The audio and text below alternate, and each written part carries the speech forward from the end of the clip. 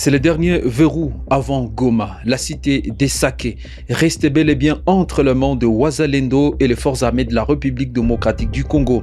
6 mois après la chute de cette entité, Kivu Morning Post a visité la cité des Saké.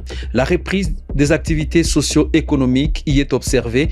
Blaise Bassabossé sera avec nous pour nous donner les dernières nouvelles de cette entité.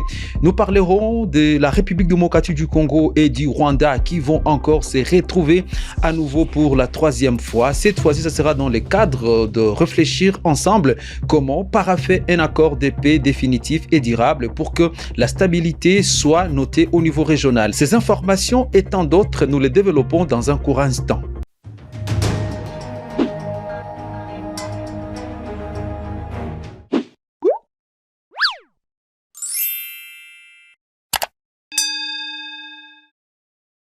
Et je l'ai dit au sommaire, les activités socio-économiques reprennent petit à petit dans la cité des Saké, dans le groupe Makamuronza, en territoire de Massissi. 6 mois après, les rebelles n'ont pas foulé leurs pieds à Macha. La population résiliente reprend avec les activités dans la zone, comme nous l'a dit ici Blaise Bassabossé, notre envoyé spécial dans cette zone.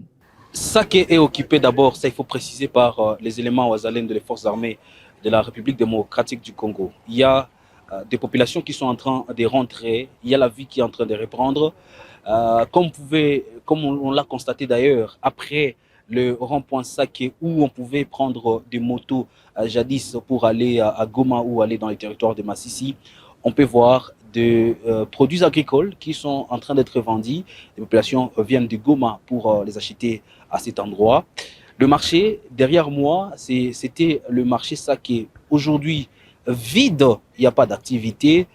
Également, j'ai essayé de parler avec quelques parents qui n'espèrent pas une rentrée scolaire dans cette zone parce que la majeure partie de la population continue en tout cas de craindre le crépitement des balles qui peuvent s'entendre quand on est à Saké.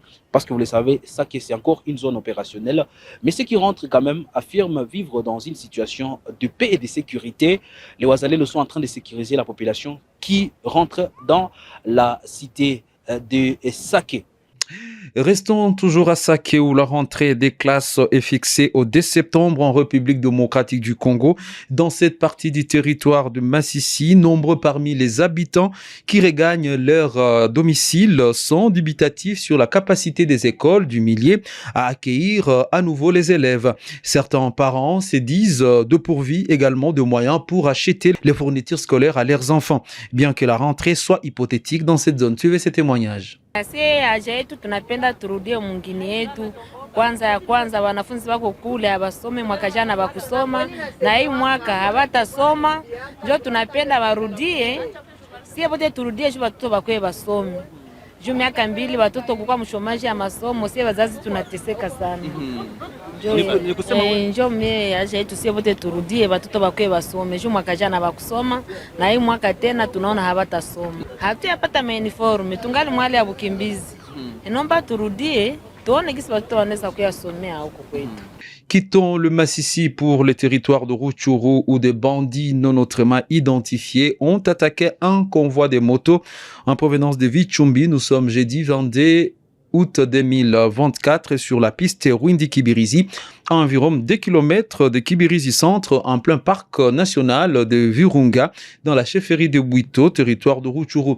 Selon les informations dont nous disposons, il s'agissait de 4 motos en provenance de Vichumbi vers Kibirizi qui ont été ciblées par ces criminels. Les bandits ont rapidement emporté tous les effets personnels des conducteurs et passagers, notamment de l'argent, téléphone et de poissons. L'opération s'est déroulée en toute tranquillité car cette piste n'a jamais été sécurisée depuis l'agression des rebelles du 1-23 dans cette partie du groupement Mutanda. À l'exception du pillage de leurs biens, les motards sont sortis indemnes de cette attaque. Ces incidents sont de plus en plus récurrents sur cette piste et les véritables auteurs restent inconnus compte tenu de la situation actuelle de la région. La population de Kibirizi et les usagers de cette route déplorent cette situation, craignant que l'insécurité croissante entraîne une baisse de fréquentation de cette voie publique.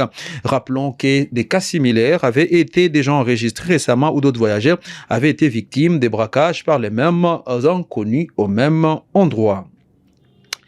À Goma, une montée des cas de justice populaire est observée depuis un certain temps.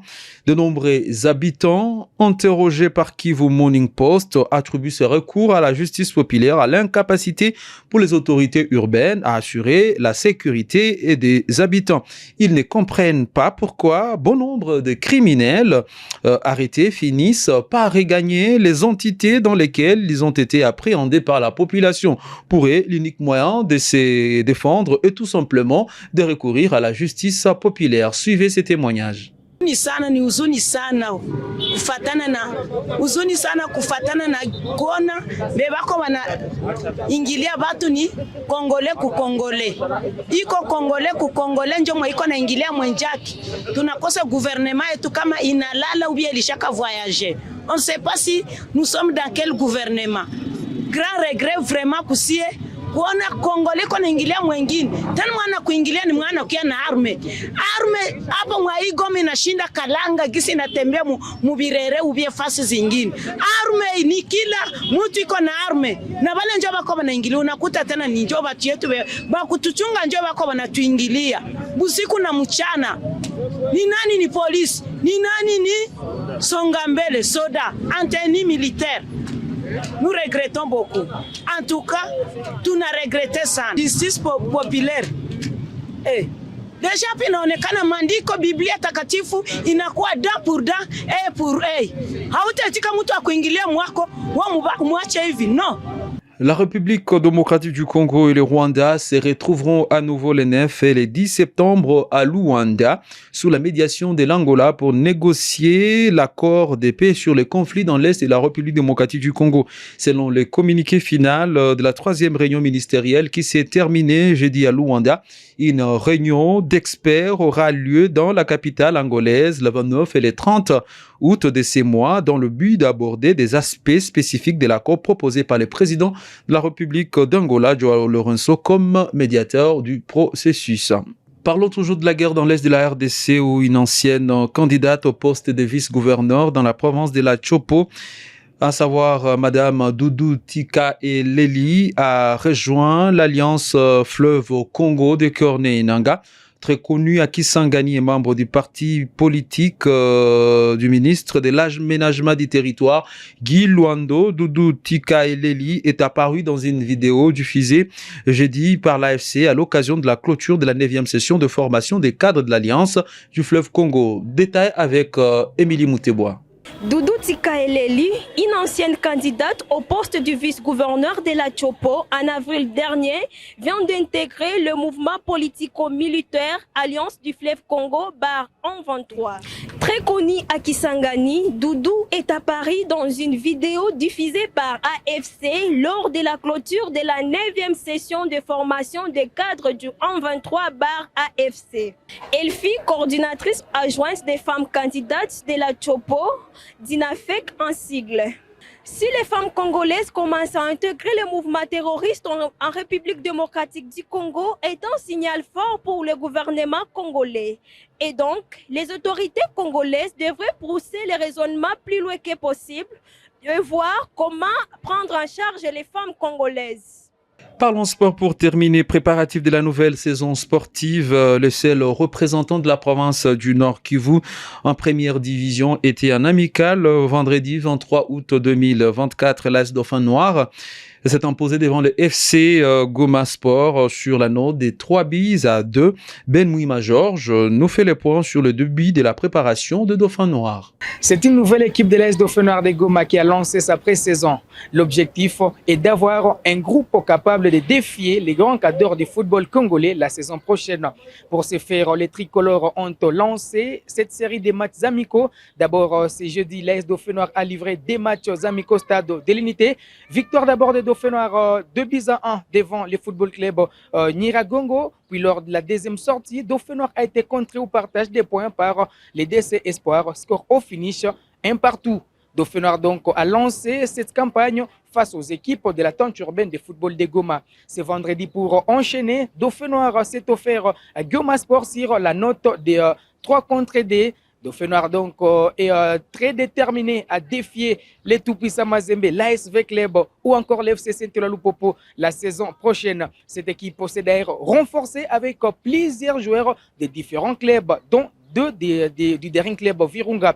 Il s'agit de Christe Vilisukisa et le capitaine Cédric Balingene. Est-ce que ces deux joueurs vont convaincre Guilou Sadissou pour porter la tunique de l'AS Dauphin Noir de Goma la saison prochaine? Ça va rester une question de temps. C'est avec ces détails livrés par Ben Mouima que nous clôturons cette livraison de nos informations sur Kivu Morning Post. Mesdames, Messieurs, merci de nous avoir suivis. On se retrouve très prochainement pour une nouvelle session d'actualité.